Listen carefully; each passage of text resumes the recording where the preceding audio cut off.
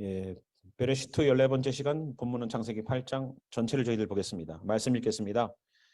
하나님이 노아와 그와 함께 방주에 있는 모든 들짐승과 가축을 기억하사 하나님이 바람을 땅 위에 불게 하심에 물이 줄어들었고 기쁨의 샘과 하늘의 창문이 닫히고 하늘에서 비가 그침에 물이 땅에서 물러가고 점점 물러가서 150일 후에 줄어들고 일곱째 달 곧 그달 11의 날에 방주가 아라랏산에 머물렀으며 물이 점점 줄어들어 열째 달 곧 그달 초 하룻날에 산들의 봉우리가 보였더라. 40일을 지나서 노아가 그 방주에 낸 창문을 열고 까마귀를 내놓음에 까마귀가 물이 땅에서 마르기까지 날아 왕래하였더라.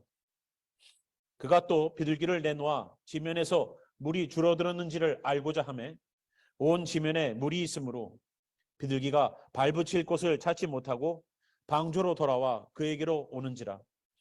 그가 손을 내밀어 방주 안 자기에게로 받아들이고 또 7일을 기다려 다시 비둘기를 방주에서 내놓음에 저녁 때에 비둘기가 그에게로 돌아왔는데 그 입에 감람나무 새 잎사귀가 있는지라.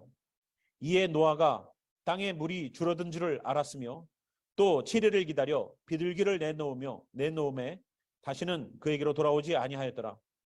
601년 첫째 달 곧 그달 초 하룻날에 땅 위에 물이 거친지라. 노아가 방주 뚜껑을 제치고 본즉 지면에서 물이 거쳤더니 둘째 달 21의 날에 땅이 말랐더라. 하나님이 노아에게 말씀하여 이르시되 너는 내 아내와 내 아들들과 내 며느리들과 함께 방주에서 나오고 너와 함께한 모든 혈육 있는 생물 곧 새와 가축과 땅에 기는 모든 것을 다 이끌어내라. 이것들이 땅에서 생육하고 땅에서 번성하리라 하심에 노아가 그 아들들과 그의 아내와 그 며느리들과 함께 나왔고 땅 위의 동물 곧 모든 짐승과 모든 기는 것과 모든 새도 그 종류대로 방주에서 나왔더라. 노아가 여호와께 제단을 쌓고 모든 정결한 짐승과 모든 정결한 새 중에서 제물을 취하여 번제로 제단에 드렸더니 여호와께서 그 향기를 받으시고 그 중심에 이르시되 내가 다시는 사람으로 말미암아 땅을 저주하지 아니하리니 이는 사람의 마음이 계획하는 바가 어려서부터 악함이라. 내가 전에 행한 것 같이 모든 생물을 다시 멸하지 아니하리니 땅에 있을 동안에는 심음과 거둠과 추위와 더위와 여름과 겨울과 낮과 밤이 쉬지 아니하리라. 아멘. 기도하겠습니다. 주님, 노아가 이제 구원을 경험하고 방주에서 나오는 귀한 말씀을 저희들이 함께 나누려고 합니다.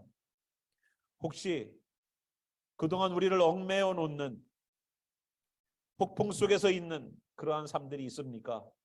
이제 비가 멎는 것처럼 그 삶 속에 구름과 비가 멈추게 하시고 햇빛이 내려 땅이 보이는 것처럼 새로운 희망과 소망 가운데 거하게 하소서.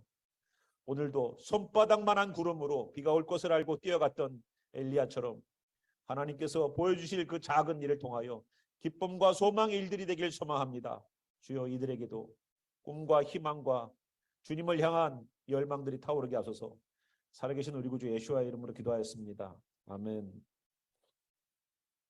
저희 창세기 8장으로 넘어오니까요. 하나님께서 이제 비가 그치게 하셨습니다. 비가 그치게 하고 나서 하셨던 그 엄청난 물들이 어디에서 나왔습니까? 하늘에서 비로 내렸습니까? 그것만 단가요? 아니죠. 땅에서도 깊은 샘들이 터져 나오겠습니다. 무엇이 저주고 심판이다라고 말씀드렸습니까? 저주와 심판은 날벼락을 맞는 게 아니에요. 내가 들고 있던 것 가운데에 내 과거의 삶으로 돌아가는 그것이 바로 심판이고 저주입니다. 여러분, 천지창조가 있기 전에 하나님께서 천지창조가 시작되고 나서 3일째 되던 날에 하셨던 것이 뭐냐면 물 가운데에서도 육지가 드러나게 하시는 물을 물대로 모으고 땅을 묻힐 드러내게 하여서 거기에서 식물들이 자라나는 환경을 만드셨던 겁니다. 그런데 둘째 날에 했던 것은 뭐예요? 물을 위의 물과 아래의 물로 나누게 하셨어요. 오늘 노아의 시대를 보면 심판받았던 시대는 어떻습니까? 이미 빛은 있습니다. 저 광명체는 있어요. 그러면 첫째 날 빛이 있으라라고 말씀하셨던 그거는 이미 시작됐습니다. 그러면 두 번째 날 하셨던 물 가운데에 위에 물을 하늘이라고 부르고 밑에 물을 공창이라고 부르는, 또 다르게 불렀던 위에 물과 아래 물이 나눠지는 그 일들이 노아의 시대가 되니까 다시 합쳐짐으로 말미암아 하나님은 그곳으로 심판하셨습니다. 그래서 무엇이 하나님의 심판이다? 무엇이 하나님의 저주다? 옛날로 돌아가는 것. 내가 신앙생활 잘하고 있는 시대가 아니라, 내가 주님을 붙잡고 있던 시대가 아니라, 예수님을 몰랐던 시대, 주님을 대충 믿었던 시대로 다시 돌아가는 거예요. 은혜 받아서 주님을 따라갔던 시대가 있었는데 내가 다시 옛날로 돌아가서 옛날의 가치관과 옛날의 삶의 방식으로 돌아가는 것이, 그것이 심판입니다. 노아의 시대가 그렇게 경험됐었어요. 하나님의 영이 떠나가도 하나님을 찾지 않았던 사람들, 그 가운데 노아는 뭘 찾았습니까? 하나님의 눈을 바라보고 그 안에 있는 하나님의 은혜를 구했습니다. 그래서 그가 자기가 하나님을 계속 따라가서 동행하기 위하여서 죄를 안 짓는 의로움이 아니라 주님께 따라가다 보니까, 완전하게 주님께 순종하다 보니까, 따라가다 보니까 죄의 문제가 끊어지게 되는 그러한 역사가 노아의 삶이었었습니다. 그리고 방주에서 40일간 엄청난 비를 경험했어요. 그 많은 물들을 이제 어떻게 처리할 것인가가 관건입니다. 여러분, 하늘에 있는 비의 물과 땅에 있는 모든 샘들이 터져서 산이 안 보여요. 산이 안 보여요. 어딜 봐도 다 수평선이에요. 어딜 봐도. 뭔가 굴뚝 튀어나온 것이 아무것도 없어요. 그 정도로 모든 물이 창일했는데, 그럼 그 물을 어떻게 지금 우리가 살고 있는 이 세상처럼 만들어 놓을 수 있을까? 다시 백큐브로다가 그냥 쫙 지하에서 물을 빨아당겨요? 그럼 지하에서 물이 소금물이 되어야지. 그죠? 근데 자, 하나님이 하시는 방법을 1절에 나옵니다. 어떻게 할까요? 하나님이 노아와 그와 함께 방주에 있는 모든 들짐승과 가축을 기억하셨다는 거예요. 하나님 잊어버리셨을까요? 비만 열심히 내리다 보니까 노아가 있었네. 그때가 생각하셨어요? 노아 가족을? 아니에요. 하나님은 항상 하나님의 의인에 대한 관심이 있어요. 하나님의 눈은 항상 하나님의 사람들을 어떻게 구원할까에 대한 관심이 있어요. 비가 아무리 내려도, 아무리 어려워도, 아무리 힘들어도, 우리가 40일 주야를 폭풍 가운데에서, 나도 죽을 수 있다는 두려움 가운데에서, 아무리 노아 방주가 하나님의 보호하심 속에 있어도 나도 죽을 수 있을 것 같아라는 두려움 가운데 있을 때에도 하나님은 그 사람을 기억하고 있다는 거예요. 우리가 어려움 가운데 있을 때 하나님 저를 기억하십니까? 하나님 나와 함께 하십니까? 라고 우리는 물음표를 달고서 하나님께 물어볼 때가 있어요. 잊지 마십시오. 우리가 아무리 기도해도 주님이 안 듣는 것처럼 보이지만 주님은 우리를 기억하고 있다는 것을, 그거를 기억하세요. 그랬는데 그 기억하셨던 하나님이 바람을 땅 위에 불게 하심에 물이 줄어들었다는 겁니다. 하나님이 물을 줄이는 방법은 바람을 불게 하는 거였었어요. 근데 우리 성경에는 하나님이 바람을 땅 위에 불게 하였다라고 말하는데, 바람을 불게 하였다는 이 불게 하였다는 단어는 그냥 분 게 아니라 만들어서 불게 했다는 거예요. 하나님이 바람을 만들어서 불게 했다. 정확하게 따지면, 제가 정확한 히브리적 해석을 하면요, 하나님이 바람을 만드셔서 땅 위를 지나가게 하셨다는 뜻이에요. 이해되시죠? 훨씬 이해하기가 좀 편하죠. 그냥 있는 바람을 불게 한 것이 아니라 물을 줄이기 위한 의도적 창조가 있었다는 거예요. 하나님께서 바람을 일게 하셨다는 거예요. 바람이라는 게 어떻습니까? 뭔가 원인이 있지 않겠어요? 기압 차라든가 뭔가 온도 차이 때문에 바람이라는 것이 형성되잖아요. 그렇죠? 뜨거운 열을 가하면 열은 올라가려고 하고 찬 기운은 내려오려고 하니까 배류 현상 때문에 공기가 순환되는 거 아닙니까? 이건 우리 눈에 보이지 않는 아주 자그마한 미세한 바람일 거예요. 그런데 이 지구상에는 그러한 배류 현상 때문에 바닷물은 증발되기 시작하고, 그 증발된 그 차가운 공기를 또다시 비를 통해서 쿨링시키는 시스템을 통해서 계속 지구가 시원하고 적정 온도를 유지하게끔, 물론 더운 지역도 있고 추운 지역도 있지만, 여기 하나님께서 8장 끝에 말씀하신 것처럼 여름과 겨울도 있게 하고 낮과 밤이 이제는 순환되어서 살 수 있는 환경으로 가게끔 하신다는 거예요. 근데 오늘 그 물을 우리 가운데 내가 감당할 수 없는 이 물들을 해결할 수 있는 방법은 하나님께로부터 나온다는 것을 우리는 알아야 돼요. 내 문제의 해결은 누가 쥐고 있다? 하나님이 쥐고 있다는 거예요. 하나님이 바람을 만들어서 땅을 지나가게 하셨다. 저는 이 표현이 너무 정확한 것 같아요. 우리 성경보다 더 정확한 것 같아요. 하나님은 내가 문제 있을 때에, 내가 고난당할 때에, 내가 아플 때에, 내가 힘들 때에 하나님께서는 무언가를 만드셔서 우리를 통과하게 하심으로 말미암아 그 문제의 해결을 만드신다는 거예요. 그러니까 우리의 주권자 누구를 바라봐야 될까요? 하나님밖에 없어요. 하나님만 가서 매달리는 거예요. 하나님께만. 문제가 생기고 고민이 있으면 내 남편에게 상의하고 아내에게 상의하지만 먼저 주님께 가서 무릎 꿇어보세요. 먼저. 그래서 그 가운데서 해답을 얻길 바랍니다. 그것이 하나님이 엄청난 물의 문제, 우리 인생에 내가 감당할 수 없는 문제를 해결하는 방법이었었어요. 인생을 살아보면 살아볼수록 내가 할 수 있는 것이 많아지던가요? 할 수 없는 것이 많아지던가요? 내가 점점 나이가 들어가면 들어갈수록 재력도 늘어나는 것 같고 내 실력도 늘어나는 것 같고 뭔가 내가 갖춰져 있는 사람으로 가는 것 같지만 어때요? 젊었을 때는 객기라도 있었죠. 젊었을 때는 안 돼? 해보자! 이게 있었거든요. 저도 목회할 때 그랬어요. 교회가 힘들어도 아직 젊음이 있는데 해보자! 안 되더라고요. 잘. 교회는 또 다르더라고요. 예, 그냥 열심히만 하는 게 아니야. 예, 해서 안 돼. 그러나 정말로 우리가 나이가 들어가면 들어갈수록 우리는 내가 할 수 없는 것이 많다는 것을 고백하게 돼요. 주님, 난 할 수 없어요. 주님, 이것도 할 수 없어요. 저것도 할 수 없어요. 그러면서 점점 주님을 의지하게 돼 있어요. 아닙니까? 저희 교회에서 70 이상 되신 분들은 이거를 좀 느끼셔야 되는데 아직 70 되신 분들이 별로 없어요. 아직 못 느끼고 있어요. 네. 자, 그렇게 물을 줄어들게 하시는 하나님의 역사하심 통하여서 서서히 물은 줄어가기 시작합니다. 2절도 그랬죠? 3절도 그렇죠? 계속 물이 줄어들어가기 시작해요. 얼마나 감사한지. 배가 이제는 아라랏산에 멈췄어요. 계속 물 위를 어딘지도 모르게 흘러다녔던 그 배가 멈췄어요. 거기가 아라랏산이에요. 터키에 있는 아라랏산입니다.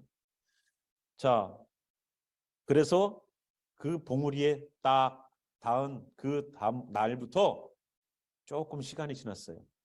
한 40일 정도가 지나서 노아가 방주에 있는 창문을 통해서 새를 한 마리 내놨어요. 그 새의 이름은 까마귀라는 아이예요.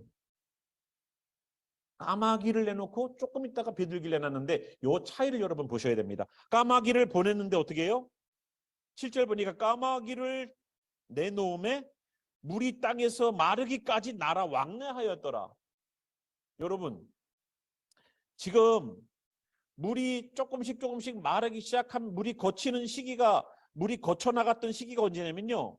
13절 보면은 601년 첫째 달 그 달 초하룻날에 땅 위에 물이 거칩니다. 근데 그 전에 뭐래요? 4절 보니까 일곱째 달 곧 그 달 11의 날에 방주가 아라랏산에 머물렀죠. 물이 점점 줄어듭니다. 열째 달 곧 그 달 초하룻날에 산봉우리들이 모였어요. 그러니까 물이 줄어 들어가는 것을 이렇게 보면서 언제부터가 시작점으로 보느냐? 4절에 있는 일곱째 달이란 말이에요. 그런데 13절 보니까 그 다음 해입니다. 601년이에요. 노아의 나이입니다.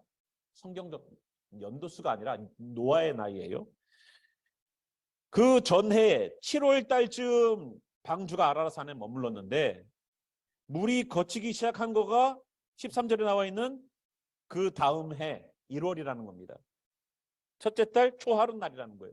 그러면 약 5개월 이상 아직 아라랏산에 방주가 닿아서 정차해 있는 상태에도 거기에서 나오지 못했던 거죠. 계속 물은 있었던 거예요. 물이 조금씩 빠져나가기 시작했습니다. 그렇지만 아직 땅은 안 보였어요. 그 상황에서 까마귀를 내놓으니까 약 5개월간을 7절을 보세요. 까마귀가 물이 땅에서 마르기까지 날아서 왕복했다는 겁니다. 어떻게 까마귀는, 비둘기는, 그 다음에 내보낸 비둘기는 8절 볼게요. 그가 또 비둘기를 내놓아 지면에서 물이 들었는지를 알고자 하매 9절 온 지면에 물이 있으므로 비둘기가 발붙일 곳을 찾지 못하고 방주로 돌아왔다는 겁니다. 그에게로 오는지라 그가 손을 내밀어 방주한 자기에게로 받아들였다는 거예요. 그러면 왜 까마귀는 어떻게 안 들어올 수 있을까?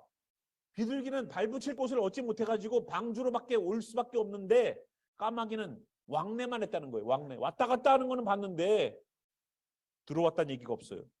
언제까지? 물이 땅에서 마르기까지 약 5개월간을 날아다녔어요. 여러분, 새가 안 쉬고 뭐 독수리입니까? 활공을 하게? 물론 모든 새가 활공을 하지만 작은 새일수록 날갯짓이 많아져요. 큰 새일수록 날개만 피면은 그 바람을 타고 스럽게 이렇게 하잖아요. 비행기도 마찬가지죠. 네. 자, 까마귀가 나가서 왕래를 하는 거는 봤어요, 노아가. 근데 돌아와서 들어오진 않아요. 그럼 까마귀는 어디에 있었을까요? 방주 끝에 앉아 있었을까요? 그러면은 성경이 그렇게 써놨겠죠. 까마귀의 음식은 널려 있었어요. 그럼요. 물 위에 떠 있는 죽은 시체들이 얼마나 많았을 거예요. 동물 사체, 뭐 사람의 인구수가 그때 굉장히 많았다고 합니다. 그런데 사람보다 동물이 더 많지 않았겠어요? 항상? 그러니까 여기에서 동물이 떠다녀 있는 그 사체를 먹고 또 저기에 가서 또 사체를 먹고 하면서 왕래는 했어요. 그러나 노아가 궁금했던 것은 땅이 말랐는가예요. 뭔가 증거가 될 만한 것을 보여줘야 되는데 자기는 증거를 얻지 못했어요. 노아는. 누굴 통해서? 까마귀를 통해서. 근데 비둘기는 뭘 물어와요? 비둘기가 뭐 하나 물고 와요. 감람나무 잎사귀를 물어와요. 자, 그래, 첫 번째는 그렇게 비둘기가 돌아왔어요. 그래서 7일이 지나서 다시 내보내봤습니다. 그랬더니 뭐라고 그래요? 다시 비둘기를 방주에서 내놓음에 저녁 때에 비둘기가 그에게로 돌아왔다는 겁니다. 저녁 때는 언제예요? 해가 질 때예요. 여러분, 저녁 때 밤에 비둘기들을 보셨어요? 밤에? 깜깜한 밤에? 그 시간 되면 비둘기는 어디 가 있을까요? 어딘가 가 있어요. 그래서 쉬고 있을 겁니다. 비둘기는 잘 밤에 안 다니잖아요. 그죠? 서울 같은 데는 모르겠어요. 예. 근데 자, 저녁 때가 되었는데 저녁이라는 말은 왜 써놨느냐? 저녁은 이미 오늘 하루의 일과가 끝나는 시간이에요. 더 이상 비둘기가 활동하지 않아요. 더 이상 비둘기에게서 우리가 희망을 놓을 때. 비둘기에서 내가 희망을 걸었던 게 있어요. 나는 내 문제 놓고 기도하고 있었거든요. 기도하는 것을 소망으로 삼아서 기도하는 것을 비둘기를 내보냈던 것처럼 소망을 걸고 있는데 이제 저녁 때가 되었어요. 기도를 해도 응답이 없어요. 아무리 신앙적으로 발버둥 쳐도 변화가 없어요. 그럴 때라는 거예요. 저녁 때가 됐다는 것은. 그런데 그때 돌아왔대요. 내가 희망이 사라져갈 때에, 내가 더 이상 기도를 함으로써 내가 소망을 잃어갈 때에, 아무리 주님께 매달려도 응답이 없는 것 같은 그러한 절망 가운데 막 접어들려고 하는 그때에 비둘기가 왔는데 그냥 온 게 아니에요. 입에 감람나무 새 잎사귀가 있다는 겁니다. 감람나무는 예수님을 상징을 해요. 예수님이 마지막 때에 기도했던 장소가 어디입니까? 예수님이 마지막으로 기도하셨던, 십자가 지시기 전에 기도하셨던 장소가 어디예요? 예? 겟세마네. 겟세마네라는 뜻이 기름틀이라는 뜻이에요. 거기는 감람원, 올리브 가든이에요. 오늘 점심은 올리브 가든에서 드시기를. 올리브 가든이에요. 그 올리브를 수확해서 기름을 짰기 때문에 겟세마네라는 뜻은 기름틀이라는 뜻이에요. 그 올리브 기름을 가지고 성전에서 쓰이는 거룩한 기름으로 사용되었고 하나님의 등불을 밝히는 데 사용되었어요. 곧 십자가를 지셔서 자기 몸을 다 찢기실 예수님의 모습을 그대로 자기가 기름틀에 가서 올리브가 으깨어져서 기름으로 나오는 것처럼 예수님이 십자가를 지심으로 생명을 만들어내는 길들을, 주님의 길들을 불 밝히는 데 사용되는 그 올리브 기름으로 되는 것처럼 그러한 길들을, 걷기를 미리 보여주신 거예요. 내가 그 고난의 길을 걸을 때에 나도 저 기름틀에 있는 올리브, 깃 이겨진 올리브처럼 다 기름 짜내지고 다 찢어져가고 다 으깨져가지고 나도 저렇게 누군가를 살리고 하나님의 등불을 밝히는 데 사용될 테지. 겟세마네 동산에서 기도하실 때 땀방울이 핏방울처럼 기도하셨대요. 땀이 흐르는 것이 피가 흐르는 것처럼 가끔 맺히는 땀방울이 아니라 그냥 뚝뚝뚝뚝 떨어졌다는 거예요. 제가 혈압이 210까지 올라가갖고 쓰러진 적이 있어요. 제가 그때 그 경험을 해봤어요. 아, 땀방울이 핏방울이 되는 걸 저는 경험해봤어요. 빗방울처럼 흐르는 걸 경험해봤어요. 사람이 혈압이 올라가고 나니까요, 심장박동이 막 뛰기 시작하는 거예요. 여기에 샤워 꼭지를 틀어놓고 물 밑에 있는 것처럼 땀방울이 이렇게 뚝뚝뚝뚝뚝뚝 떨어져요. 사람들이 놀래요. 괜찮냐고. 예수님이 얼마만큼 주님께 매달리면서 기도했을까? 그 겟세마네에서, 그 기름틀에서. 예수님은 그래서 그 감람산 거기에서 기도하셨습니다. 그리고 예수님이 승천하셨던 곳도 감람원이라는 곳이었었어요. 내가 본 그대로 다시 오리라. 그 올리브 잎, 새 잎을 물고 온 거예요, 비둘기가. 예수님을 상징해요. 절망 가운데 있을 때에 저녁 때가 되었는데도 안 돌아오는 비둘기. 곧 돌아올 것 같은데 기다리고 있어요. 그때에 물고 온 잎사귀를 보고서 노아는 소망이 생겼어요. 이제 나무가 나서 어딘가에서 나무가 자라고 있어. 햇빛을 보고 이제 나무가 자라기 시작했어. 새 잎을 들고 왔어. 아주 여린 잎이에요. 비둘기가 톡 따서 들고 올 만큼. 그걸 들고 와서 노아는 소망이 생기기 시작했어요. 우리의 기도 가운데에, 삶의 문제 가운데에 여러분 조그마한 진짜 손바닥만한 구름처럼 여기에 있는 감람나무 잎사귀처럼 하나님이 여러분들에게 앞으로 이루실 일이 아직 물이 마르려면 시간이 필요하고 응답이 되려면 시간이 필요하지만 미리 하나님의 확실한 마음을 주신 적이 여러분 있을 거예요. 한나도 사무엘을 임신하기 전부터 주의 종이 한 말씀을 가지고 믿고 나아가서 어떻게 돼요? 이제는 수척해진 얼굴이 아니라 가서 씻고 분도 바르고 기쁨의 얼굴을 하면서 근심을 제거한 얼굴을 가지고서 집으로 돌아갔습니다. 하나님의 일은 어디서부터다? 손바닥만한 구름이 떠오르는 것처럼 심령에서 일하시는 거예요. 마음에 주님의 마음을 주세요. 확신을 주세요. 감사를 주세요. 은혜를 주세요. 상황은 아직 바뀐 건 아닌데 여기 가운데 기쁨을 주세요. 그걸 가지고 꿈을 품는 거예요. 주님, 이제 땅이 마르기 시작했군요. 주님. 누구 때문에? 예수님 때문에. 예수님 때문에 저녁이 되었던 내 어두움 속에 빛 대신 예수 그리스도께서 들어오신 것처럼 이제 소망을 가지고 저녁은 어두워지고 캄캄해질 텐데 노아는 그 잎사귀를 가지고서 집에 들어가서 이제 땅이 보일 거야. 이제 땅에서 이제 감람나무 잎이 나올 거야. 나왔어. 오늘 비둘기가 가지고 왔네. 얼마나 기뻤을까요? 가족들에게 얘기했을 거예요. 이제 곧 나갈 날이 얼마 안 남은 것 같아. 이제 물로만 덮여 있어서 이제 우리가 양식도 떨어져 가는데 우리가 어떻게 하지? 어떻게 하지? 절망 가운데 있을, 두려움 가운데 있을, 걱정 가운데 있을, 그래서 날마다 밖을 바라보면서 땅이 어디 있나라고 바라봤을 노아를 상상해 보세요. 비둘기가 그 잎사귀를 들고 왔을 때 얼마나 기뻤을까? 우리의 삶 가운데, 인생의 문제 가운데에 땅이 드러나는 현실적인 문제가 해결되는 그 순간까지 감람나무 잎사귀만으로도 희망과 소망을 가지고 나아가는 이 사람들처럼, 이 노아의 가족들처럼 우리도 예수님 붙잡고 언젠가 될지 알지 못하지만 희망과 소망을 들고 나가야 되지 않겠습니까? 언젠가 내 안에 물이 거쳐질 거야. 언젠가 나를 둘러싸고 있는 문제가 해결될 거야. 예수님만 붙잡고 나가자. 나의 소망과 희망은 주님께로부터 온다. 잎사귀 붙잡고 나가야 되는 거 아니겠습니까? 오늘도 우리들에겐 산적한 문제들이 있어요. 예수님 때문에 여러분 희망을 보십니까? 나는 예수님 때문에 내 삶은 희망 될 게 없고 소망 될 게 없고 문제는 더 악화되지만 여러분 예수님만을 바라보면서 새로운 희망과 소망을 갖습니까? 노아가 그랬어요. 우리는 노아를 통해서 많이 배워야 돼요.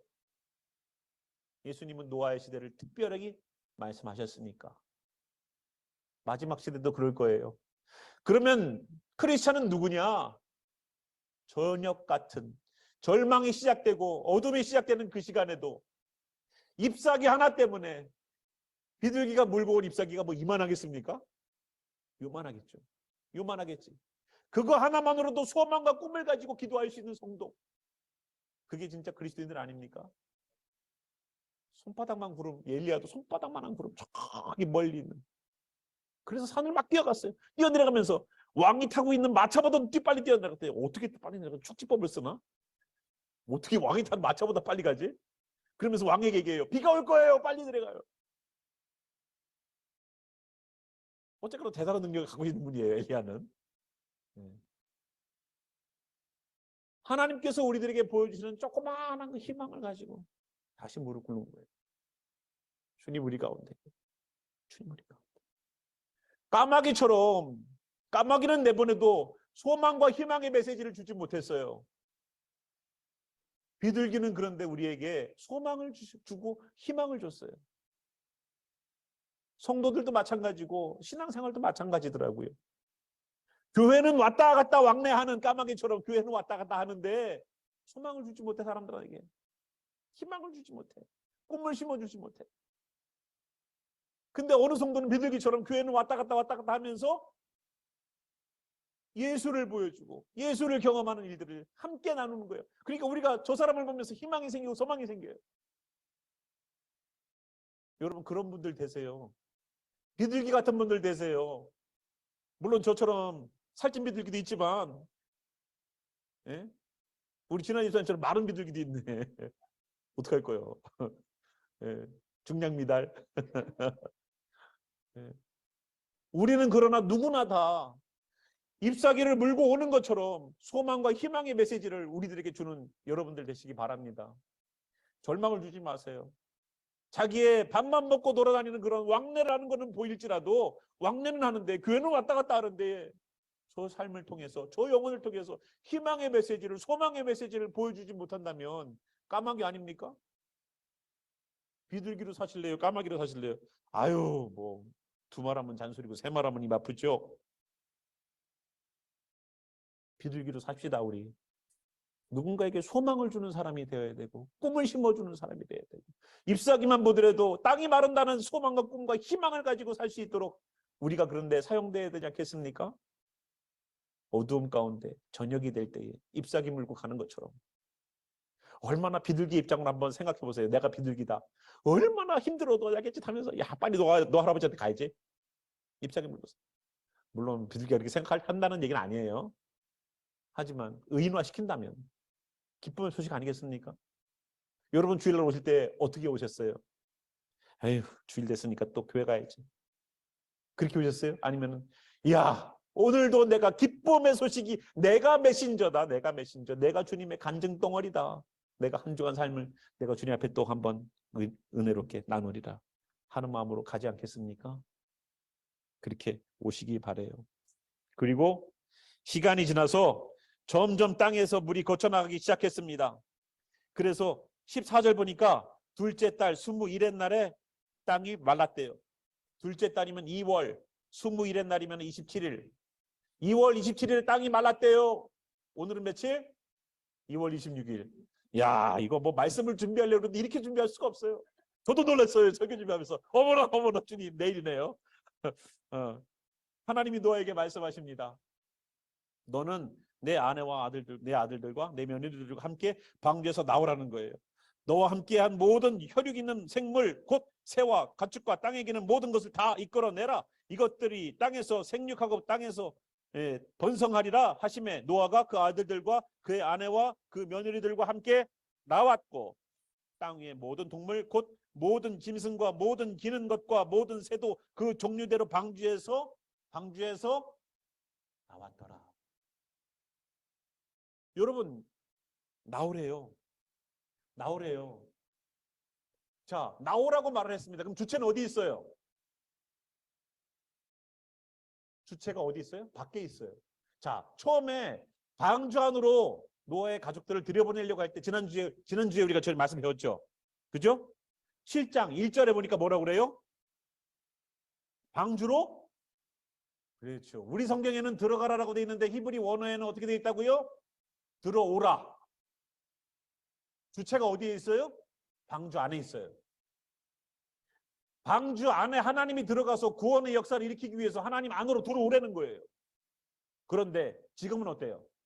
하나님이 계속 방주에 계시는 것처럼 느껴지나요? 나오라는 거예요. 그럼 주체가 어디에 있어요? 하나님 어디 계세요? 밖에 계시는 거예요. 방주 안에 물론 구원의 방주가 방주예요. 방주가 구원이에요. 그러나 계속 거기 있어요. 저는 여기가 좋아요. 보호받는 것 같아요. 어떻게 될 것 같아요? 양식이 떨어져서 굶어 죽어요. 나오라. 그럼 하나님이 밖에 나가셔서 이미 구원의 역사를 일으키시는 현장으로 또 오라는 거예요. 방주 안으로 들어가든 방주에서 나오든 누구에게 가는 거예요? 하나님에게 가는 거예요. 하나님은 항상 하나님에게서 멀리 내보내지 않아요. 하나님은 항상 하나님 곁으로 부르세요. 우리를 들어오라고 할 때도 그렇고 나가라고 할 때도 그렇고 나 가라고 하는 거 나오라. 항상 하나님은 어디로 부르신다고요? 하나님에게로 부르시는 거예요. 하나님에게로. 그것이 구원이에요. 하나님의 영이 떠났던 그 시대에서 하나님과 함께하기 위해서 계속 부르는 거예요. 오늘도 아마 여기 있는 성도들 가운데 하나님께 나오라, 내게 오라 라는 하나님의 그 부르심을 계속 느끼고 있는 성도들이 있을 거예요. 주님께 나아가라. 뭐하니? 거기 있지 말고 내게 나와. 내게로 나와. 내게로 들어와. 하고서 계속 주님 부르실 거예요. 그 부르심 때문에 주님께 나아가서 그들이 제일 먼저 했던 일이 뭡니까? 20절 보니까 뭐라고 그래요?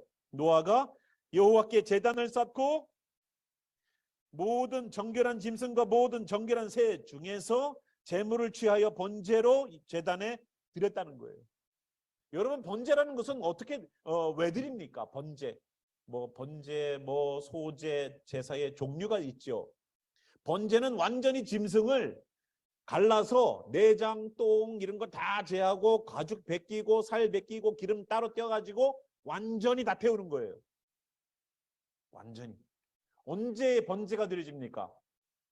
속죄제 드릴 때 드려져요. 번제의 방법으로 드리는 제사의 종류는 속죄예요. 속죄. 노아가 하나님 앞에 가서 속죄하는 마음으로 제사를 드렸대요. 뭔 죄를 그렇게 졌길래? 무슨 죄를 노아가 그렇게 졌길래? 노아의 삶은 항상 그랬다는 거예요. 항상 오늘 하루를 살고 나면 내가 주님께 혹시라도 범죄한 일이 없습니까? 주님, 나를 돌아보게 하소서. 이런 비슷한 모습을 보여준 분이 한 분 더 계시죠. 누굴까요? 욥이 그랬어요. 욥도 의인이라고 인정하시는 분이죠. 그런데 그 욥이 어떻게 했다고요? 자녀들의 생일이에요. 생일이어서 생일 잔치를 아주 엄청난 부자니까요. 예, 엄청나게 잔치를 했어요. 그리고 그리고 나서 생일 잔치가 다 끝나면 어떻게 돼요? 혹시라도 우리 자녀들이 너무 생일날을 기뻐서 치열사하다가 하나님 앞에 범죄할까 봐 그곳으로 또 하나님께 제사 드렸던 사람이 바로 욥이에요. 항상 우리가 주님 앞에서 내가 온전하게 깨끗하게 쓰려고 하는 몸부림들이 있었습니다. 하나님이 제사 드리라고 했던가요? 아니면 노아가 드렸던가요? 하나님이 드리라고 안 했어요.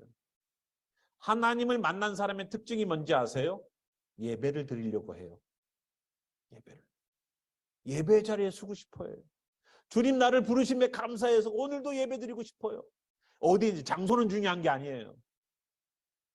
내가 정말로 내 몸이 만약에 감옥에 갇혀 있다고 치자고요. 너 예수님 믿어? 일로 와. 감옥에다 넣었다 치자고요. 북한처럼. 그래도 거기에서 제사는 드릴 수 있어요. 예배 드릴 수 있어요? 없어요? 심령의 예배를 드릴 수 있어요. 그죠? 심령의 예배 드릴 수 있어요. 내 육신은 묶어놓고 때리고 감옥에다가 집어넣어도 이 심령 속에서 울려 퍼지는 주님의 말씀과 음성에 반응의 역사, 예배의 역사는 끊임없이 성령에 충만하게 일어날 수 있어요. 다른 것은 뺏어가도 그거는 못 뺏어가요. 그런 것처럼 이 노아가 하나님을 체험하고 경험하고 나오라는 하나님의 초대 앞에 또다시 순종하고 나아가니까 그가 정말로 하고 싶었던 것이 뭐였습니까? 하나님을 경배하는 거였었어요. 하나님을 경배하는 것. 그래서 거룩한 짐승들은 7쌍씩 데리고 탔잖아요. 한 쌍씩만 데리고 타면은 주님께 정결한 제물로다가 드린다고 딱 잡으면은 그 종은 단종돼 버려요. 완전히 종이 끝나버려요. 멸종돼 버리죠. 그러니까 안 되니까 정결한 것은 7쌍씩, 7쌍씩. 부정한 것은 한 쌍씩. 그래서 정결한 것 가운데에서 모아서 제사를 하나님께 드립니다. 우리가 노아가 나와서 하나님이 시키지 않아도 했던 그 예배, 그 경배처럼 오늘도 정말로 주님의 은혜를 경험하고 감람나무 잎사귀처럼 희망과 소망을 본 우리가 땅이 말라서 결국은 나오게 되는 기도에 응답을 얻는 것처럼 결과물들이 만들어졌을 때에 여러분 그 감사를 가지고 응답받아서 기분만 좋아하지 마시고 하나님을 경배하는 자리에, 예배하는 자리에 서시기 바라요. 경배와 예배가 빠진다면 우리가 받는 응답이 무슨 의미가 있겠습니까? 입시철만 되면은 문제만 있으면 저 절에 가도 절에서 기도하시는 분들 수도 없이 많습니다. 하지 말라고 해도 108번뇌를 하고 108번 탑을 돌고 하지 말라고 해도 1000배, 3000배 절을 합니다. 100번도 하기 힘들어요. 다리 후들거려요. 그렇다고 제가 했다는 얘기는 아니에요. 우리가 정말로 주님을 만나서 주님의 은혜를 체험하고서 경배의 자리, 은혜의 자리에 서시기를 바랍니다. 오늘 함께 우리 일어나셔서 찬양 가운데 기도했으면 좋겠습니다. 우리가 정말로 물이 말라 들어가서 땅이 보여서 결국은 마르는 그러한 결과가 있기까지 노아의 삶 가운데에 하나님께서 역사해 주셔서 까마귀와 비둘기를 내보냈지만 희망의 메시지, 소망의 메시지를 들고 왔던 비둘기처럼 오늘도 우리의 마음 가운데에 예수님, 감람나무 잎사귀처럼 예수님의 시작이 우리 가운데 있게 도와주시옵소서. 우리가 응답받는 것에만 초점 맞춰서 감람나무 잎사귀를 외면하지 않게 하여 주시옵소서. 그 감람나무 잎사귀를 보고 새로운 희망을 품었던 것처럼 오늘도 예수님 때문에 삶의 희망과 삶의 소망이 생기게 하여 주시옵소서. 그래서 그렇게 응답받고 경험된 이들이 예배의 자리, 경배의 자리에 섰습니다. 주님 우리도 그렇게 하여 주시옵소서라고 함께 우리 기도하겠습니다. 살아계신 하나님, 다시 물이 줄어들기 시작했습니다. 다시 하나님께서 천지 창조하셨을 때처럼 하늘의 물과 땅의 물로 나뉘어지기 시작했습니다. 하나님께서 다시 이 땅 가운데 은혜와 긍휼을 베푸셔서 죄악 많은 인간 앞에 하나님께서 물을 다시 낮추시는 그 귀한 역사를 일으키셨습니다. 주님, 여기 있는 하나님의 사람들, 성도들 삶의 문제가 우리 삶에 가득할 그때에도 소망을 가지고 하나님께 역사해 주시기를 소망하는 마음으로 있게 도와주시옵소서. 물이 말라가는 걸 통해서 땅이 언제쯤 드러날까 고민하며 기대하며 무릎 꿇고 기도하는 성도들 속에 감람나무 잎사귀가 만져졌던 것처럼 주님, 비둘기가 물고 왔습니다. 마치 성령님께서 우리 가운데 죄악을 드러나게 하셔서 예수아를 우리 심령 가운데 남겨놓으셨던 것처럼 주여, 오늘도 노아의 가족들처럼 우리도 그런 경험 있게 도와주세요. 심령의 어둠이 물러가게 하시고 무질서함이 물러가게 도와주시고 그 공허함이 물러가게 도와주셔서 어둡고 온 천하에 가득했던 그곳에서 구별됨을 경험케 도와주시옵소서. 여기 있는 이들 하나님의 은혜와 능력으로 성령의 사람들답게 주님 만나고 예배의 자리에 서길 소망합니다. 주님을 경험하고 예배의 자리에 서게 하소서. 오늘도 이들에게 하나님의 그 불을 줄이시기 위하여 바람을 만드셨던 그 하나님의 사랑하심과 예수님께서 희망과 소망을 가지고 새싹이 나와서 노아에게 들려줘서 희망과 소망이 된 것처럼 우리에게 산 소망이 되어주신 예수님과 성령님이 그 희망의 메시지를 들고 오셔서 거기 있는 이들에게 두려움과 걱정이 아닌 새 희망을 갖게 하시고 꿈을 갖게 하시는 그 성령님의 예수님께 인도하시는 그 역사하심이 아직도 노아의 방주에서 여러 가지 두려움과 걱정으로 있는 여기 있는 하나님의 성도들 위해 구원의 역사가 하나님이 역사하심이 노아에게 일어나는 것처럼 우리에게도 동일하게 일어나기를 소망하는 이 영혼들에게 그대로 일어나기를 살아계신 우리 구주 예수와 이름으로 축원하며 기도합니다. 아멘.